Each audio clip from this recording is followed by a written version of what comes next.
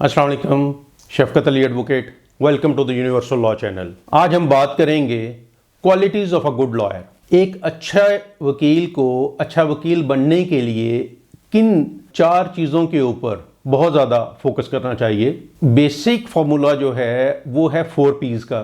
4 P's का जो formula है ये बड़ा इंपॉर्टेंट है और ऑल ओवर द वर्ल्ड ये रिकॉग्नाइज्ड फार्मूला है। बेसिकली ये एक अच्छा वकील बनने के लिए भी, अच्छा प्रोफेशनल बनने के लिए भी, अच्छा बिजनेसमैन बनने के लिए भी ये बेसिक फार्मूला है जिसे कि 4 P's फार्मूला कहा जाता है।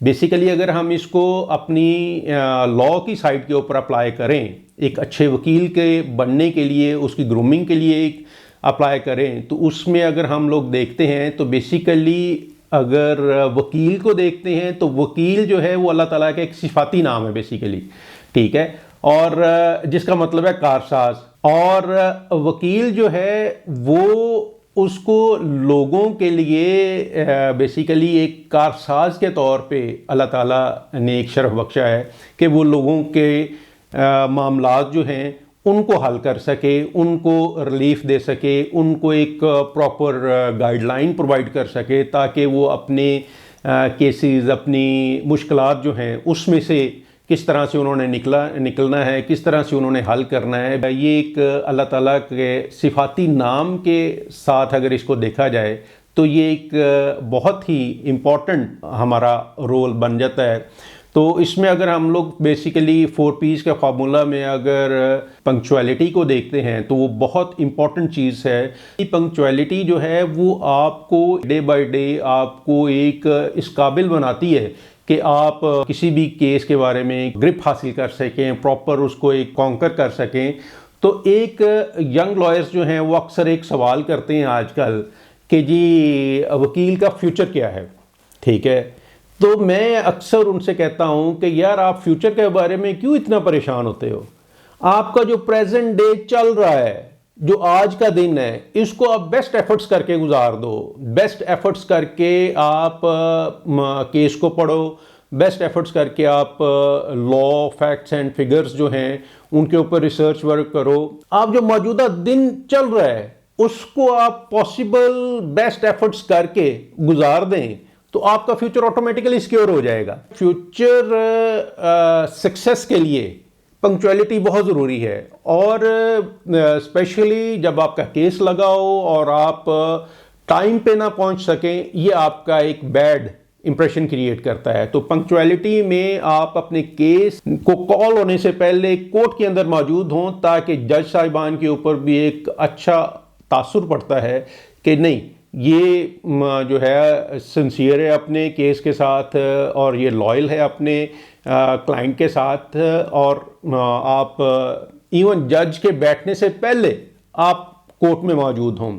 दूसरा आ जाता है प्रेपरेशन में आपका जो आपके केस के जो फैक्ट्स एंड फिगर्स हैं वो आपकी फिंगर टिप्स पे होने चाहिए और आपकी जो फॉर एंड अगेंस्ट लॉ है वो आपको प्रॉपरली देखना है कि ये इसमें मेरे अगेंस्ट क्या क्या चीज़ है और मेरे फैक्ट्स में क्या क्या चीज़ मेरे अगेंस्ट जा रही है और लॉ में क्या क्या चीज़ जो है वो मेरे अगेंस्ट है।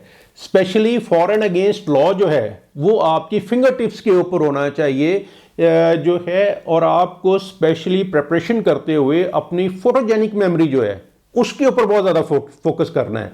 आपको जो केस है आपका वो आपकी फिंगर टिप्स पे हो, आपकी नज़रों के सामने हो, आपकी जो है वो आपकी तस्वीर की तरह आपके सामने चल रहा हो कि जी मैंने ये जो बात की है या जो बात जज साहब ने की है, जज साहब ने कोई सवाल किया है तो वो उसका कौन से पेज के ऊपर ताल्लुक है। आप ये ना हो कि पेज पलटते रहें और वो बात आपको समझ ना आ रही हो।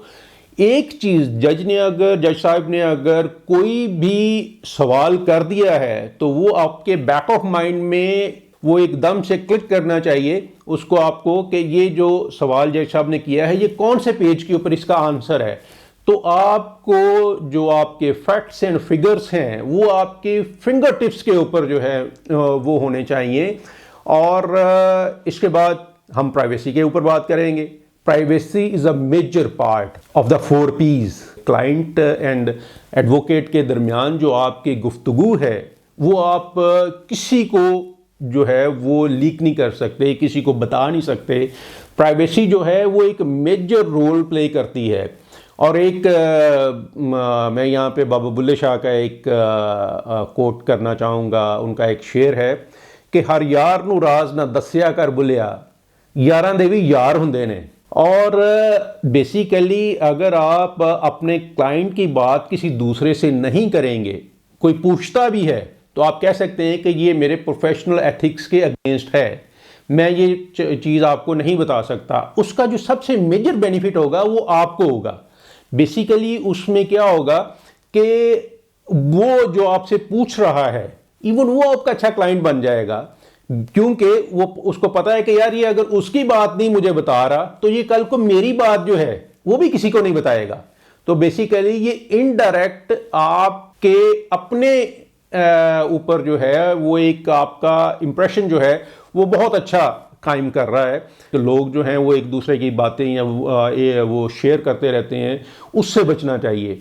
उसमें लोग जो हैं स्पेशली जो बिजनेसमैन कम्युनिटी है, अगर आप कॉर्पोरेट सेक्टर में हैं और आप एक अच्छे कॉर्पोरेट लॉयर बनना चाहते हैं तो ये चीज़ जो है वो आप अपने, जैसे कहते हैं ना पंजाबी च, पल्ले बांध लो कि किसी की बात किसी के साथ शेयर नहीं करनी। मतलब कि उसको ये कहें कि जी आप मुझे अपनी प्रॉब्लम बताएं, मैं आपको आपकी प्रॉब्लम का सोल्यूशन बताऊंगा, आपकी प्रॉब्लम का मैं आपको बेस्ट पॉसिबल एफर्ट्स करके आपको उसका सोल्यूशन दूंगा। और एक चीज़ जो है, जो बिजनेसमैन कम्युनिटी है, जो स्पेशली जो क्लाइंट है, बेसिकली उसको सोल्यूशन चाहिए होते हैं। वो कभी भी ये नहीं चाहेगा कि उसको कोर्ट्स के अंदर जो है वो टाइम वेस्ट हो, कोर्ट के अंदर जो है उसकी लिंगर ऑन हो चीज़ें, वो हल चाहता है।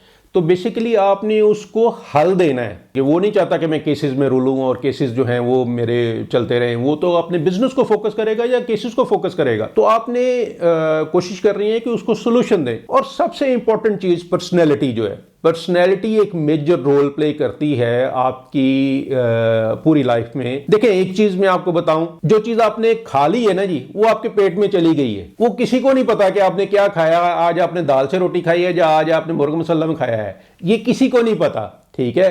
बट जो ज़ाहरी आपकी पर्सनैलिटी है, आपका उठना बैठना, आपकी जो है वो पहनना ओढ़ना, ये बहुत ज़्यादा मैटर करता है। बेसिकली अब हम लोग अगर मतलब कि देखते हैं, आजकल देखते हैं यंग लॉयर्स जो हैं वो कोट कोई पहना हुआ है, टाई किसी रंग की है, ये चीज़ें नहीं होनी चाहिए। आप प्रॉपरली प्रोफेशनली आप वकला की, एक वकील की एक लुक जो है, जो प्रोफेशन हमारा एक डिमांड करता है, उसके मुताबिक आपकी शख्सियत जो है वो नज़र आनी चाहिए।